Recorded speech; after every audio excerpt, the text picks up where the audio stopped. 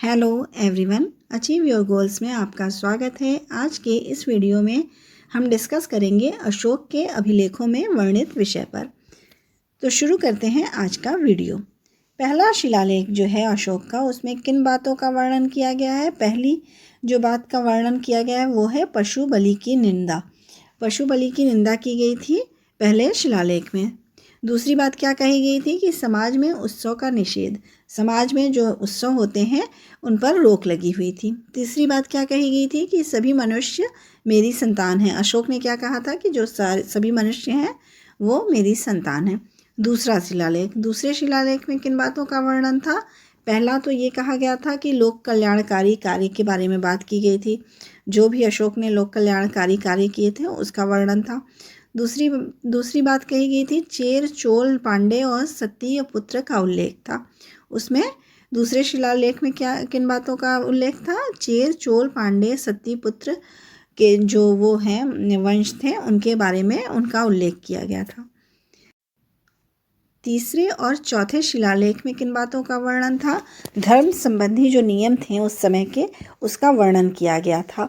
दूसरी बात रज्जुकों की नियुक्ति के बारे में, कैसे उनकी नियुक्ति की जाएगी इसका वर्णन था। तीसरी बात महामात्रों को प्रति 5वें वर्ष पर दौरे का आदेश था। जो उस समय महामात्र थे उनको प्रति 5 वर्ष पे क्या क्या होता था? दौरे का आदेश दिया जाता था। पांचवा शिलालेख में क्या वर्णन था? धर्म महामात्रों की नियुक्ति के संकेत, कि धर्म महामात्र जो थे उनकी नियुक्तियां किस प्रकार से होंगी इसके बारे में बताया गया था। दूसरी बात बताई गई थी कि समाज तथा वर्ण व्यवस्था का उल्लेख था।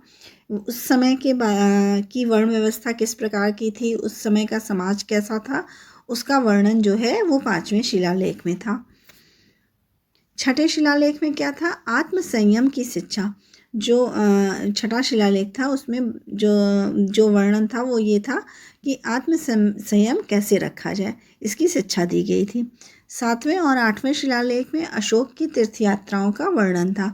अशोक ने कहाँ तीर्थ यात्रा की, इसका वर्णन 7वें और 8वें शिलालेख में था। 9वां शिलालेख सच्ची भेंट व शिष्टाचार की व्याख्या की गई थी।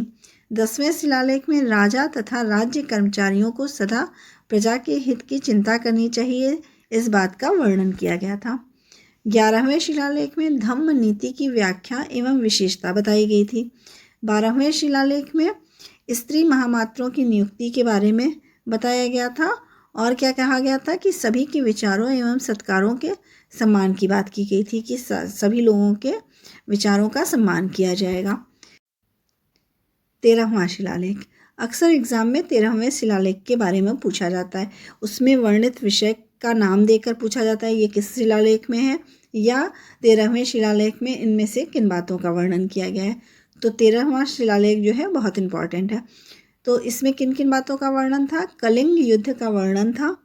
दूसरे 5 यूनानी शासकों के नाम दिए गए थे, जिसमें पहला था अंतियोग, दूसरा अतिकिनी, तीसरा तुर्मय, चौथा अलेक्सुंदर और 5वां मग। तीसरा है आठविक राज्यों का उल्लेख था। किसका उल्लेख था? आठविक राज्य जो थे उनके का उल्लेख किया गया था। 14वें शिलालेख में लोगों को धार्मिक जीवन व्यतीत करने की बात कही गई थी। तो इस प्रकार जो है वो 14 शिलालेखों में जो जिन बातों का वर्णन किया गया है उन बातों को यहाँ बताया गया है। ये एग्ज़ाम में अक्सर पूछा जाता है कि ये इस बात का वर्णन किस शिलालेख में किया गया है। अगर आपको मेरी ये वीडियो पसंद आई हो तो प्लीज़ लाइक और सब्सक्राइब करें। Thank you.